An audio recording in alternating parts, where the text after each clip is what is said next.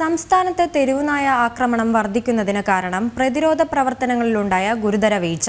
തെരുവുനായകൾക്കുള്ള കുത്തിവയ്പ്പിന്റെ എണ്ണം കുത്തനെ കുറഞ്ഞു. 2023-ൽ 62,983 നായകൾക്ക് വാക്സിനേഷൻ എടുത്തെങ്കിലും ഈ വർഷം 8,102 കുറഞ്ഞു.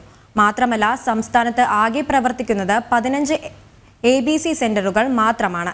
ഇതേ കാലയളവിൽ 8,000-ൽ താഴെ വന്ധ്യകരണം ശസ്ത്രക്രിയകളാണ് തെരുവുനായകൾക്ക് നടത്തിയത്.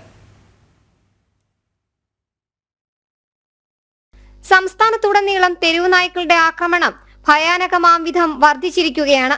തെരുവുനായകൾക്കുള്ള വാക്സിനേഷനിലും വന്ധ്യകരണ പ്രവർത്തനങ്ങളിലും തദ്ദേശ വകുപ്പും മൃഗസംരക്ഷണ വകുപ്പും സമ്പൂർണ്ണ പരാജയമെന്നാണ് കണക്കുകൾ സൂചിപ്പിക്കുന്നത്.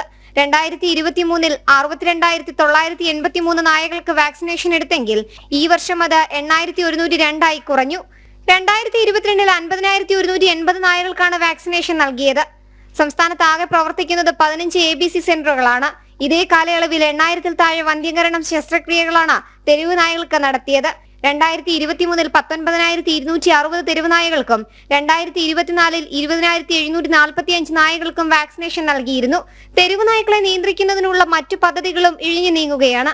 സാമ്പത്തിക പ്രതിസന്ധി, ഷെൽട്ടറുകൾ, പൊതുജനങ്ങളിൽ നിന്നുള്ള ചെറുത്തുനിൽപ്പ് എന്നിവയാണ് പദ്ധതികൾ വൈകുന്നതിന് കാരണമെന്നാണ് തദ്ദേശ മൃഗസംരക്ഷണ വകുപ്പുകളുടെ വിശദീകരണം. ജനം, തിരുവനന്തപുരം.